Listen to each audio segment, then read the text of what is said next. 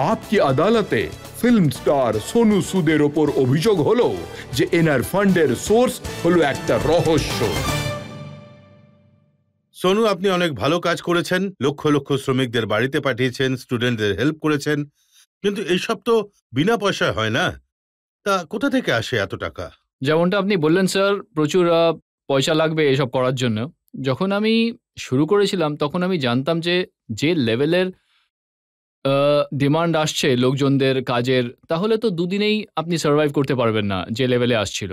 তখন আমার মনে হয়েছিল এটাকে জুড়বো কি করে। তখন আমি যত ব্র্যান্ডস, যেমনটা আমি বলেছিলাম, আমার যত ব্র্যান্ডস, মানে যদি বলেন তাহলে কোনো ব্র্যান্ড যার সঙ্গে আমি কাজ করিনি বা নিজের সঙ্গে ডোনেশনের জন্য কাজে লাগাইনি, আমি হাসপাতালগুলোকে, ডাক্তারদেরকে, আমি কলেজগুলোকে, আমি টিচারদেরকে, আমি ফার্মাসিউটিক্যাল কোম্পানিগুলোকে, আমি মানে এক্সপোর্টারদেরকে, প্রত্যেকটা মানুষকে ওদের কাজে লাগিয়েছিলাম যে আপনারা কাজ করুন, চাকরি দিতে হবে ঠিক আছে, এত লোককে কাজ দিতে হবে, আমার অ্যাপিয়ারেন্স লাগবে, ফ্রিতে করব ঠিক আছে। এইভাবেই সব জুড়তে শুরু করেছিল, নিজেই হতে থাকলো। এখনো আমরা যত যদি আপনি দেখেন এরকম আমাকে কেউ বলেছিল যে আপনি যে কোনো একটা কাজ করুন, হয় এডুকেশনে যান, না হলে মেডিকেলে যান, তা না হলে চাকরিতে যান, আপনি সবকিছু করতে পারবেন না। অনেকে আমাকে এনজিও থেকে ফোন করেছিল যে সোনু, দেশের 160 কোটি জনসংখ্যা আছে, আপনি সার্ভাইভ করতে পারবেন না। তখন আমি বলেছিলাম যে যদি কেউ আমার বাড়িতে আসে তাকে আমি বারণ করতে পারবো না। তাই আজ আপনি দেশের জম্মু কাশ্মীর থেকে কন্যাকুমারী পর্যন্ত যে কোনো ছোট থেকে ছোট জেলা, ছোট থেকে ছোট স্টেট, কেউ কোথাও আপনি যদি বলেন আমি পড়াশোনা করাতে পারি, আমি চিকিৎসা করাতে পারি, আমি তাকে চাকরি দিতে পারি, আপনি একটা ফোন করবেন আমি করিয়ে দেবো। শোনো, এই কথাটা আমি জিজ্ঞেস করতে চাইছি, এতগুলো মানুষের জন্য বাসের ব্যবস্থা করা, এতগুলো মানুষের জন্য ট্রেনের ব্যবস্থা করা, তারপর আপনি ওয়েবসাইটে লিখেছেন যে 4000 স্টুডেন্টকে আপনি কিরগিজস্তান থেকে এনেছেন, কাজাকিস্তান থেকে এনেছেন, মস্কো থেকে লেবারদের এনেছেন, এরা সবাই প্লেনে করে এসেছে। এটা তো কোনো সস্তার কাজ নয়। যাদের কাছে যারা অ্যাফোর্ড করতে পেরেছিল, দে পেড ফর দেয়ার টিকেটস। এমনটা নয় যে আমি সবাইকে টিকিট দিয়েছি। আমি বলেছিলাম যে আপনারা যারা অ্যাফোর্ড করতে পারবেন করুন, যারা অ্যাফোর্ড করতে পারবেন না উইল মেক শিওর যে নিয়ে আসবো। তাই তারপরে Kyrgyzstan, Kazakhstan, Uzbekistan, Georgia, Philippines, Russia, এগুলোর মধ্যে কোথাও ফ্লাইট উঠছিল না স্যার।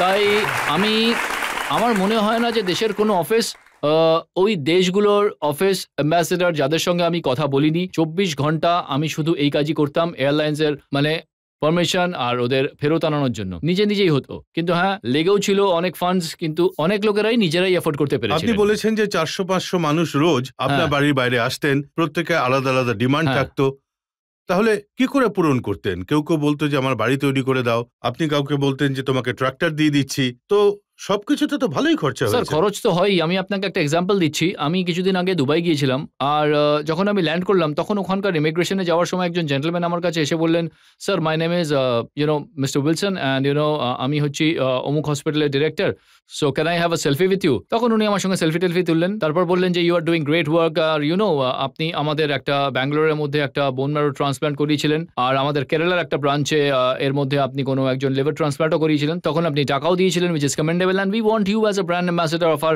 তখন আমি বললাম যে স্যার কাল আমরা ব্রেকফাস্টে দেখা করবো, আর ব্রেকফাস্টে আমাদের দুবাইতে মিটিং হয়েছিল। তখন ডিরেক্টরস অন অল কেম যে স্যার আমরা আপনার এতগুলো অ্যাপিয়ারেন্স চাই, আমরা এভাবে অ্যাড শুট করতে চাই, আপনি কি করবেন, তাহলে ফিজ কত হবে, এগুলো তো নাম্বারস নিয়ে কথা হচ্ছিল। আমি বললাম যে একটা কাজ করুন স্যার, আপনাদের এখানে বেস্ট সার্জারিজ হয়ে থাকে যেটা আমি করিয়েছি, সো আমার ফিজ 0, আমি একটা টাকাও চাই না, আপনি আমাকে লিভার ট্রান্সপ্লান্ট আপনার যেটা হচ্ছে 50টা স্পন্সর করে দিন। একটা লিভার ট্রান্সপ্লান্টের 28 লাখ টাকা খরচা হয়ে থাকে, উনি 50টা লিভার ট্রান্সপ্লান্ট স্পন্সর করেছেন, যেটা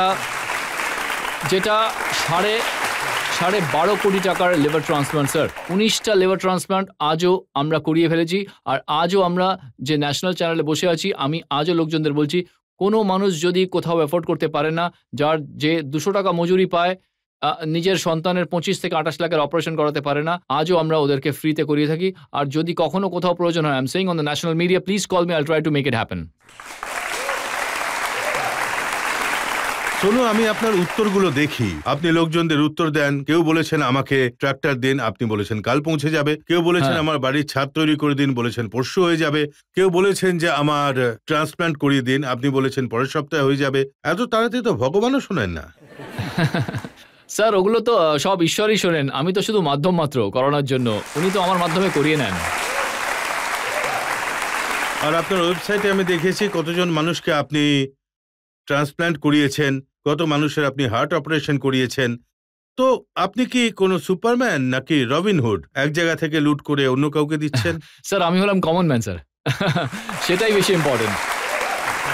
আমরা স্যার আমি প্রায় যখন আমরা কোভিডের জন্য প্রায় 7.5 লক্ষ মানুষের সঙ্গে যুক্ত হয়েছিলাম, আজও একটা মানুষের আধার কার্ড থেকে শুরু করে প্যান কার্ড থেকে শুরু করে যা যা কিছু ওদের কাছে আছে আজও আমার কাছে রেকর্ডসের মধ্যে রয়েছে। তখন ওই মানুষগুলো ওরা গরিব মানুষ ছিল স্যার। আর যখন ওরা পৌঁছলো তখন ওদের মধ্যে একটা আলাদা আবেগ ছিল যে সোনু ভাই আপনি আমাদেরকে পৌঁছে দিলেন, আমরা আপনার সঙ্গে যুক্ত হয়ে কাজ করব। আর যখন আমরা কোভিডের মধ্যে ওষুধ পৌঁছানো শুরু করলাম, ইনজেকশন পৌঁছে দিলাম আমরা, আমার উপর কেসও করে দিয়েছিল লোকেরা যে বাকিরা তো ইনজেকশন পায় না আর উনি জানি কোথা থেকে ইনজেকশন পেয়ে যাচ্ছেন। তখন আমরা সেটা অক্সিজেন কনসেন্ট্রেটার্স হোক বা ওষুধ হোক, তাই এই গরিব মানুষরা স্যার সাইকেলে উঠিয়ে ছোট ছোট জায়গা থেকে মানে যে কোনো স্টেটের নাম বলুন, বিহার, ঝাড়খণ্ড, ইউপি, মানে ওরা প্রায় 50-60 কিলোমিটার সাইকেল চালিয়ে যেত ওষুধ দেওয়ার জন্য যে সোনু ভাই আপনি আমাদের সাহায্য করেছেন, এখন অন্য কারোর প্রয়োজন আমরা সবাই পৌঁছে দেবো। আমাকে স্যার রাত 2:30-3টের সময় মানে লোকেরা টাইপও করতে পারতো না, শুধু একটা ফটোগ্রাফ আসতো যে কারোর অক্সিমিটার হাতে লাগানো রয়েছে আর অক্সিজেন লেভেল তার দেখাচ্ছে 52, ব্যাস, আর কোনো রকম মেসেজ নেই, কোনো হেল্প নেই, একটা র্যান্ডাম মেসেজ আসতো, আমরা রাতে ফোন করে ওটা ঠিক করতাম। তাই এর জন্যই করতে পেরেছি কারণ ওই সময় আমাদের যে নেটওয়ার্ক তৈরি হয়েছিল, যেটা আজও রয়েছে, ওরা সেই গরিব মানুষ যারা নিজেরা কষ্টে আছে, তাই জন্যই ওরা যায়, যে কারণ ওরা জানে যে আমার মাধ্যমে কারোর কষ্ট দূর হতে পারবে স্যার। কোনো কিছু সরকারি রেকর্ডস থেকে কিছু ফিগার এসছে আমার কাছে আপনার কোম্পানির ব্যাপারে। 2020-21 আপনি 12.5 লক্ষ টাকা ডোনেশন পেয়েছিলেন, তাই তো? হ্যাঁ স্যার। আর 2021 এপ্রিল থেকে সেপ্টেম্বরের মাঝে এই 3-4 মাসের মধ্যে 20 কোটি টাকা ডোনেশন পেয়েছেন। হ্যাঁ। তো কি করে এই হাওয়া বদল হলো? স্যার হাওয়া এই জন্য বদলালো কারণ লোকেরা দেখেছে যে আমি সাহায্য করছি মানুষদের, আর ওটার মধ্যে 80% ডোনেশন আমার নিজের স্যার। আমি যত বড় ব্র্যান্ডস করেছি আমি ওদেরকে বলেছিলাম যে আপনারা ডোনেট করুন, আর তার এগেইনস্টে I had all the documents, একটা জিনিস যে ভাই আমি আজ আপনার ব্র্যান্ড অ্যাম্বাসেডর, এই হচ্ছে আমার ডকুমেন্ট সাইন করা, আপনি ডোনেট করুন এগেইনস্ট এনিথিং। কলেজগুলোতে ডিরেক্ট ডোনেট করুন, হসপিটালে ডিরেক্ট ডোনেট করুন, ফাউন্ডেশনে করুন, যে কোনো জায়গা করুন স্যার। 80% যেটা রয়েছে সেটা আমার নিজের ডোনেশন থেকেই এসেছিল। ওটা এই জন্য এসেছিল যে লোকজন বিশ্বাস করতে শুরু করেছিল যে এই মানুষটা, একে যদি আমরা 1 টাকাও দিই তাহলে সেটা সঠিক জায়গায় যাবে। আর আমি আজ পর্যন্ত কোনো জায়গায় কাউকে বলিনি যে আমাকে আপনি ডোনেশন দিন। এটা বহু মানুষ বলে যে সোনু আপনি এই ভালো কাজটা কেন একা করছেন, আমরাও করতে চাই। আমি বলছি যে আপনি কাজ করুন, অমুক হসপিটালে দিয়ে দিন, আজ আপনি অ্যাপোলো হসপিটালের কথা বলুন, আপনি আজ ম্যাক্স হসপিটালের কথা বলুন। ম্যাক্সিমাম লোকেরা যে আমাকে অনেকবার এক প্রকার ইনভাইট করতেন যে ভাই আপনি আমাদের গেস্ট হয়ে আসুন, আমি বলতাম যে একটা কাজ করুন, হসপিটালের নামে চেক দিয়ে দিন, আমি কারোর না কারোর চিকিৎসা করিয়ে দেবো। তাই অ্যাডভান্সে ওখানে চেক পড়ে থাকতো, চিকিৎসার জন্য আমরা শুধু রুগী পাঠাতাম। তাই এই জন্য স্যার জমা হতেই থাকতো। বাট লাইক আই সেড যে এটা তো আর কুবেরের ধন নয় স্যার যে গোটা জীবনটা চলতে থাকবে, কিন্তু চেষ্টা এটাই করি যে যতটা সম্ভব জুড়তে পারি, যতটা পারি ম্যাক্সিমাম মানুষের কাছে যেন পৌঁছায়। জানি না স্যার কিভাবে হচ্ছে, আমি নিজের ওয়াইফের সঙ্গেও কথা বলেছি, আমার পরিবারের সঙ্গেও কথা বলেছি, তাই আমি নিজেও বুঝতে পারি না যে কিভাবে হচ্ছে। কিন্তু আমি এটা অবশ্যই বলবো যে আমার মনে হয় যে 20 বছর ধরে আমি যা সিনেমা করে এসেছি 100-র কাছাকাছি আলাদা ভাষাতে, সেটা সবকিছু যদি আমি একসঙ্গেও করি তাহলে এখন যেটা করছি সেটার 1%ও নয় স্যার। তাই এই পৃথিবীটা দারুণ স্যার। কিন্তু আমি শুনেছি কখনো ইন্টারেস্টিং রিকোয়েস্টও আসে। হ্যাঁ, একটা ছেলে লিখেছে আমার গার্লফ্রেন্ডের সাথে দেখা করিয়ে দিন। স্যার অনেক লোকেদের দেখা করিয়েছি আমি, এমন সত্যিই বলছি আপনাকে। আমি করিয়েছি স্যার, অনেক লোকেদের যে দেখাও করিয়েছি, এমন কিছু না। আর একটা বাচ্চা লিখেছে বাবা বলেছে যে মাকে কিছুদিনের জন্য দিদা বাড়ি পাঠিয়ে দিন। স্যার দেখুন এরকম ভাবেই সম্পর্ক তৈরি হয়েছে মানুষের সঙ্গে।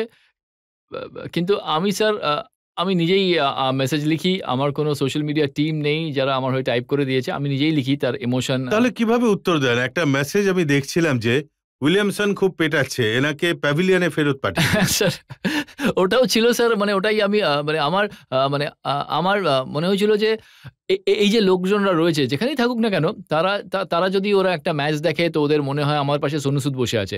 ম্যাচ যদি কোনো হাজব্যান্ড ওয়াইফ বসে থাকে তখন ওদের মধ্যে যদি ঝগড়াও হয় তখন ওদের মনে হয় যে সোনু সুদ পাশেই বসে আছে আর ও আমাকে বাড়ি ছেড়ে দিয়ে আসবে। সো আই ফিল ওই যে একটা ফিলিং, মানে সেটা কিন্তু দারুণ অ্যাকচুয়ালি। আর এটাও একটা দারুণ ফিলিং যে আমি বাড়িতে ফেঁসে গেছি, সোনু সুদ আমাকে মদের ঠেক অবধি পৌঁছে দাও।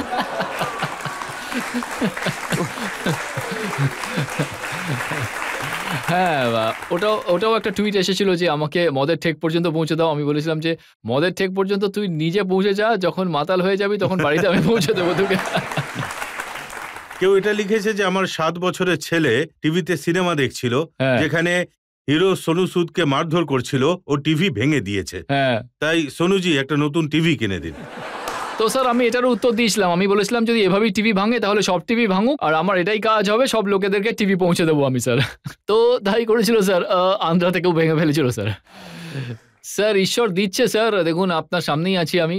প্রথমে আমি যেমনটা বলেছিলাম যে এরকম মনে হতো যে পাঞ্জাব থেকে এসেছি, খ্যাতি হয়ে যাক, অ্যাক্টর হিসেবে লোকেরা চিনে যাক, আর সেটাই অনেক, আর তার উপরে কিচ্ছু নেই। কিন্তু আপনি যখন এই জগৎটাকে এক্সপিরিয়েন্স করেন তখন আপনার মনে হয় যে এর উপরে আর কিছুই নেই। আমি যেমনটা বলেছিলাম দুটো ফেজে ছিল। একটা ফেজ এরকম ছিল যে আমি সিনেমা শুট করছিলাম, কোভিড এলো, আর আমি যখন আবার সেটে গেলাম তখন ওই সেটটাই কত ছোট মনে হতে শুরু করলো স্যার। আমার মনে হচ্ছিল যে আমি এটার পেছনেই এতদিন দৌড়চ্ছিলাম, এর পেছনেই স্ট্রাগল করছিলাম, কিন্তু এটা তো সেটা না যেটা আমি খুঁজতে এসেছিলাম।